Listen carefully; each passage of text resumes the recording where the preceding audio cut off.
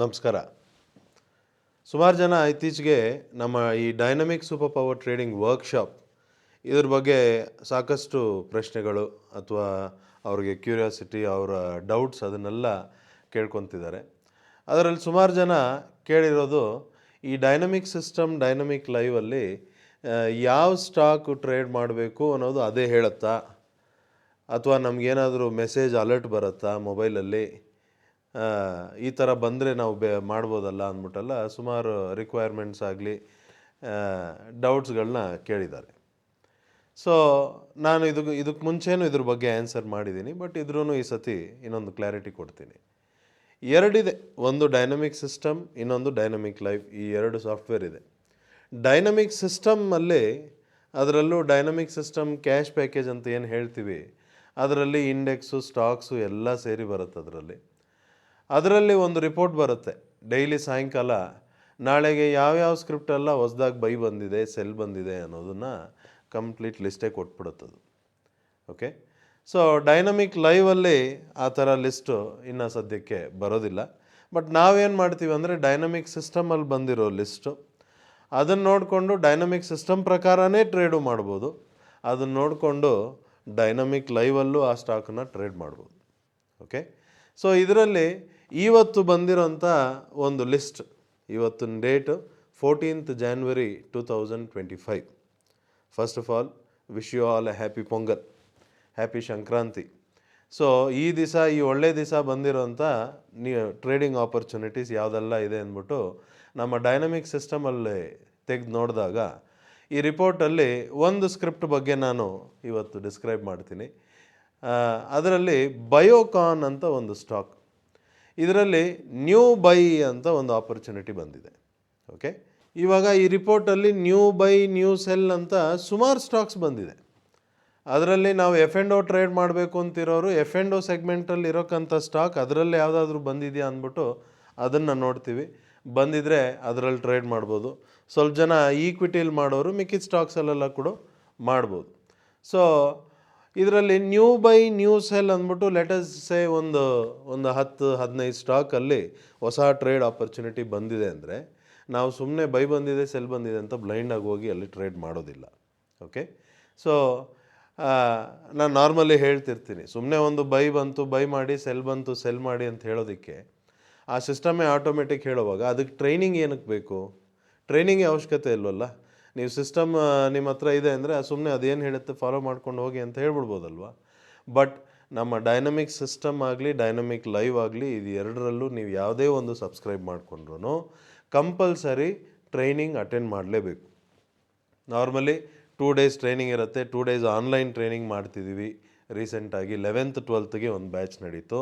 ಇವಾಗ 25-26ನೇ ತಾರೀಕು ಜಾನ್ವರಿ ಇನ್ನೊಂದು ಬ್ಯಾಚ್ ಆನ್ಲೈನಲ್ಲಿ ನಡೀತಿದೆ. ಅದು ಕನ್ನಡ ಲ್ಯಾಂಗ್ವೇಜಲ್ಲೇ ಇರುತ್ತೆ ಟ್ರೈನಿಂಗ್ ಕಂಪ್ಲೀಟಾಗಿ. ಸೊ ಈ ಟ್ರೈನಿಂಗಲ್ಲಿ ನಾವು ಡೀಟೇಲಾಗಿ ನಿಮ್ಗೆ ಅರ್ಥ ಮಾಡಿಸ್ತೀವಿ. ಏನು ಅರ್ಥ ಮಾಡಿಸ್ತೀವಿ? ಯಾವುದೇ ಒಂದು ಸ್ಕ್ರಿಪ್ಟಲ್ಲಿ ಒಂದು ಬೈಯಿಂಗ್ ಆಪರ್ಚುನಿಟಿ ಬಂತು ಅಂದರೆ ಅದನ್ನು ಬೈ ಮಾಡೋಕ್ಕೆ ಮುಂಚೆ ಅದರಲ್ಲಿ ಏನು ನಡೀತಿದೆ, ಯಾಕೆ ಅದನ್ನು ಬೈ ಮಾಡಬೇಕು, ಏನು ಅಷ್ಟು ಕ್ಲಾರಿಟಿ ಇದೆ ಈ ಒಂದು ಆಪರ್ಚುನಿಟಿಲಿ ಅಂತ ಚೆಕ್ ಮಾಡ್ಕೋಬೇಕು. ಚೆಕ್ ಮಾಡೋದು ಒಂದು 5-10 ನಿಮಿಷ ಕೆಲಸ. ಇವತ್ತು ನಾನು ಅದೇ 5-10 ನಿಮಿಷದಲ್ಲೇ ನಿಮ್ಗೆ ಈ ಒಂದು ಪರ್ಟಿಕ್ಯುಲರ್ ಸ್ಟಾಕ್ದು ಕ್ಲಾರಿಟಿ ಕೊಡ್ತೀನಿ. ನೀವೇ ಚೆಕ್ ಮಾಡಿ ನೋಡಿ ನೆಕ್ಸ್ಟ್ ಏನು ಅಂತ. ಓಕೆ. ಸೊ ಆ ಥರ ಚೆಕ್ ಮಾಡ್ತಿರೋವಾಗ ನಮಗೆ ಕ್ಲಿಯರ್ ಆಪರ್ಚುನಿಟಿ ಇದೆಯಾ, ಆ ಟ್ರೇಡ್ನ ಮಾಡೋಣ. ಕ್ಲಿಯರ್ ಆಪರ್ಚುನಿಟಿ ಇಲ್ವಾ, ಆ ಸ್ಟಾಕಲ್ಲಿ ಟ್ರೇಡ್ ಬೇಡ. ಇಷ್ಟೇ ಟ್ರೇಡ್ ಡಿಸಿಷನ್ ತೊಗೊಳ್ಳೋಂಥದ್ದು. ಸೊ ನಾವು ಬೇರೆ ಬೇರೆ ಸ್ಟಾಕ್ ಟ್ರೇಡ್ ಮಾಡಬೇಕು ಅಂತ ಸುಮಾರು ಜನ ಆಸೆ ಪಡೋರಿಗೆ ನಾವೇನು ಹೇಳ್ತೀವಿ, ಆ ಸಿಸ್ಟಮಲ್ಲಿ ಆ ರಿಪೋರ್ಟಲ್ಲಿ ಏನೇನು ಸ್ಟಾಕ್ಸ್ದಲ್ಲಿ ಹೊಸ ಆಪರ್ಚುನಿಟಿ ಬಂದಿದೆ ಅದರಲ್ಲಿ ನೀವು ಒಂದೊಂದನ್ನು ಚೆಕ್ ಮಾಡಿ ಅದರಲ್ಲಿ ಗೊತ್ತಾಗ್ಬಿಡುತ್ತೆ ಯಾವುದು ಕ್ಲಿಯರ್ ಆಪರ್ಚುನಿಟಿ ಅಂದ್ಬಿಟ್ಟು ನಿಮಗೆ ಗೊತ್ತಾಗ್ಬಿಡುತ್ತೆ. ಓಕೆ. ಸೊ ಅದರಲ್ಲಿ ಇವತ್ತು ನಾನು ಈ ಬಯೋಕಾನ್ ಅನ್ನೋ ಒಂದು ಸ್ಟಾಕ್ದು ಎಕ್ಸಾಂಪಲ್ ತೊಗೊಂಡು ಇದ್ರ ಬಗ್ಗೆ ನಾನು ಎಕ್ಸ್ಪ್ಲೇನ್ ಮಾಡ್ತೀನಿ. New buying opportunity 14th January ಇವತ್ತು ಬಂದಿರೋದು. ಅಂದರೆ ನಾಳೆಗೆ ಈ ಸ್ಟಾಕ್ನ ಟ್ರೇಡ್ ಮಾಡಬೇಕು, ಹೌದಲ್ವಾ? ಸೊ ಟ್ರೇಡ್ ಮಾಡೋಕ್ಕೆ ಮುಂಚೆ ನಾನು ಇವತ್ತು ಕೂತ್ಕೊಂಡು ಒಂದು 10-15 ನಿಮಿಷ ಸ್ಪೆಂಡ್ ಮಾಡಿ ಏನು ಮಾಡ್ತೀನಿ, ಈ ಸ್ಟಾಕಲ್ಲಿ ಬಂದಿರೋಂಥ ಆಪರ್ಚುನಿಟಿ ಕ್ಲಿಯರ್ ಇದೆಯಾ, ನಾಳೆ ಮಾಡ್ಬೋದಾ, ಮಾಡಬಾರ್ದಾ, ಮಾಡ್ಬೋದು ಅಂದರೆ ಯಾಕೆ, ಮಾಡಬಾರ್ದು ಅಂದರೆ ಯಾಕೆ, ಇಷ್ಟನ್ನು ಚೆಕ್ ಮಾಡ್ಕೊಳ್ಳೋಕೆ 10-15 ನಿಮಿಷ ಕೆಲಸ. ಈ ಡೈನಮಿಕ್ ಸಿಸ್ಟಮ್ ಫಾಲೋ ಮಾಡೋರು ನಿಮ್ಮ ಹತ್ರ ಡೈನಮಿಕ್ ಸಿಸ್ಟಮ್ ಇದೆ ಅಂದರೆ ನಿಮ್ಮದು ಡೈಲಿ ಕೆಲಸ ಇಷ್ಟೇ, 10-15 ನಿಮಿಷ ಕೆಲಸ ಅಷ್ಟೇ. ಓಕೆ, ಸೊ ಬನ್ನಿ ನೋಡೋಣ ಬಯೋಕಾನಲ್ಲಿ. ಸೊ ಬಯೋಕಾನಲ್ಲಿ ಏನಾಗಿದೆ, ನ್ಯೂ ಬಯೋ ಆಪರ್ಚುನಿಟಿ ಬಂದಿದೆ ಅಲ್ವಾ. ಸೊ ನಮ್ಮ ಡೈನಮಿಕ್ ಸಿಸ್ಟಮಲ್ಲಿ ನೋಡಿದ್ರೆ ಹೊಸ ಬೈಯಿಂಗ್ ಆಪರ್ಚುನಿಟಿನೂ ಕೊಟ್ಟಿದೆ. ಜೊತೆಯಲ್ಲಿ ಮೇಲ್ಗಡೆ ಒಂದು DMBOTS ಸಿಗ್ನಲ್ಲು ಬಂದಿದೆ. ಈ DMBOTS ಸಿಗ್ನಲ್ ಬಂದಿದ್ರೆ ನಾರ್ಮಲಿ ಏನರ್ಥ, ಪ್ರಾಫಿಟ್ ಸೆಕ್ಯೂರ್ ಮಾಡಿಕೊಡಿ ಅಂತ ಅರ್ಥ. ಸೊ ಇದನ್ನು ನಾನು ಯಾವ ಥರ ಅರ್ಥ ಮಾಡ್ಕೊತೀನಿ ನೋಡಿ, ಹೊಸ ಬೈಯಿಂಗ್ ಆಪರ್ಚುನಿಟಿನೂ ಕೊಟ್ಟಿದೆ, ಜೊತೆಯಲ್ಲಿ ಪ್ರಾಫಿಟ್ ಬುಕ್ಕಿಂಗು ಹೇಳ್ತಿದೆ. ಸೊ ಇಲ್ಲಿ ಆಲ್ರೆಡಿ ಬೈ ಮಾಡಿದರೆ ಯಾರಾದರೂ ಇಲ್ಲಿ ಪ್ರಾಫಿಟ್ ಬುಕ್ ಮಾಡಿರ್ಬೋದು. ಓಕೆ, ಬಟ್ ಇದು ಹೊಸ ಬೈಯಿಂಗ್ ಬಂದಿದೆ, ನಾನು ನಾಳೆ ಬೈ ಮಾಡೋಕ್ಕಲ್ವ ನಾನು ನೋಡ್ತಿರೋದು. ಓಕೆ, ಇಲ್ಲಿ ಇಷ್ಟು ಇನ್ಫಾರ್ಮೇಷನ್ ಕೊಟ್ಟಾಯಿತು.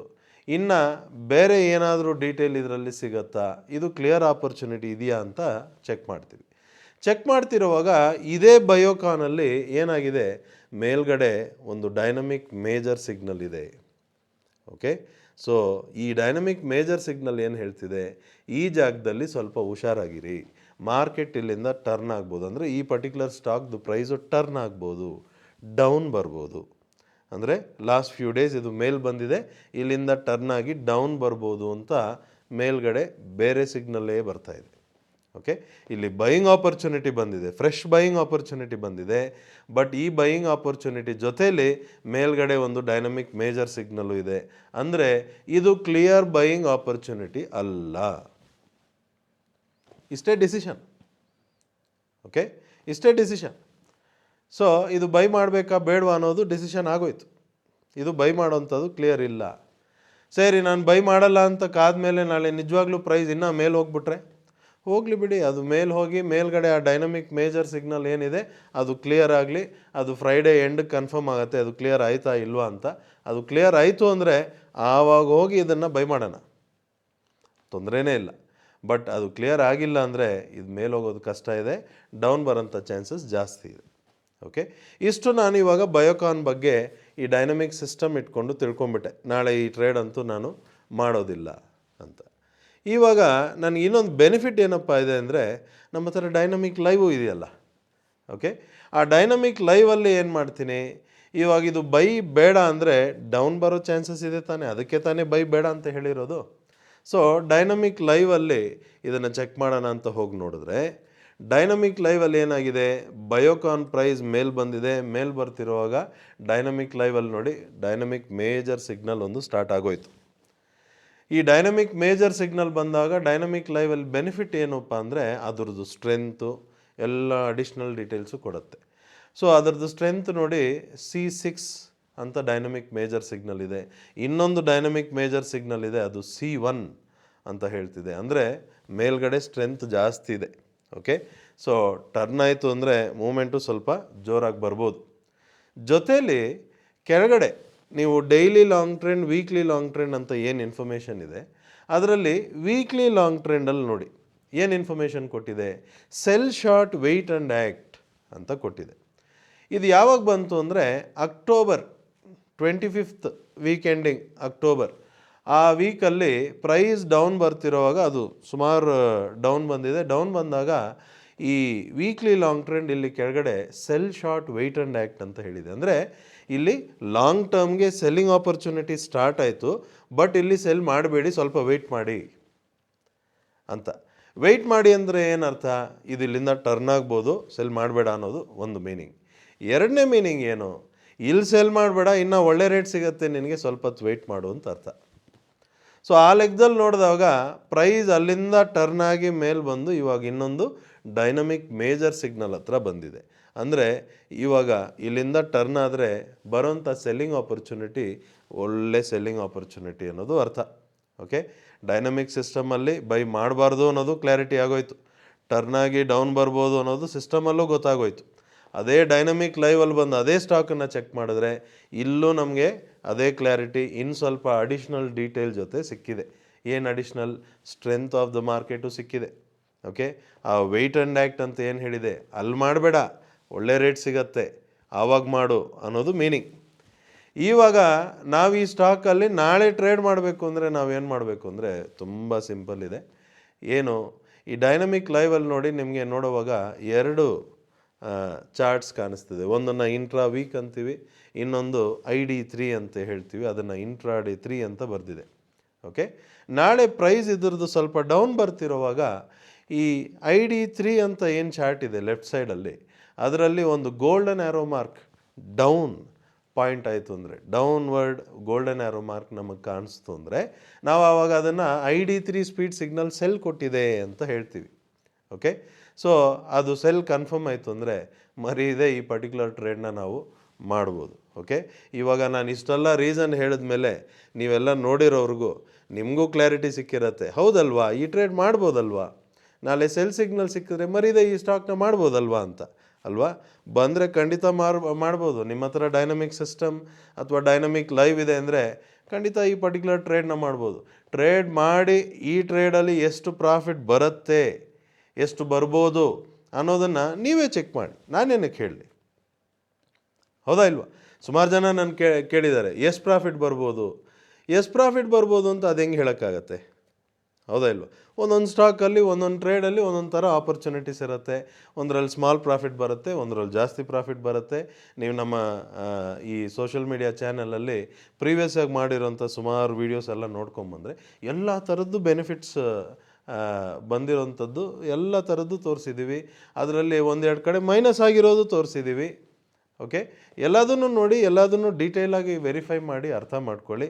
ಬಟ್ ಜನ್ರಲಾಗಿ ನೀವು ಆ ಕ್ವೆಶ್ಚನ್ ಕೇಳಿ, ನಾನು ಒಂದು ಜನ್ರಲಾಗಿ ನಿಮ್ಗೆ ಆನ್ಸರ್ ಮಾಡಿ ಆ ಆನ್ಸರ್ನ ನಂಬ್ಕೊಂಡು ನೀವು ಬಂದು ನಮ್ಮ ಟ್ರೈನಿಂಗ್ ಜಾಯ್ನ್ ಆಗ್ತೀರಾ ಅಂದರೆ ನೀವು ಬ್ಲೈಂಡಾಗಿ ಡಿಸಿಷನ್ ತೊಗೊತಿದ್ದೀರಾ ಅಂತ ಅರ್ಥ. ಹೌದಲ್ವಾ?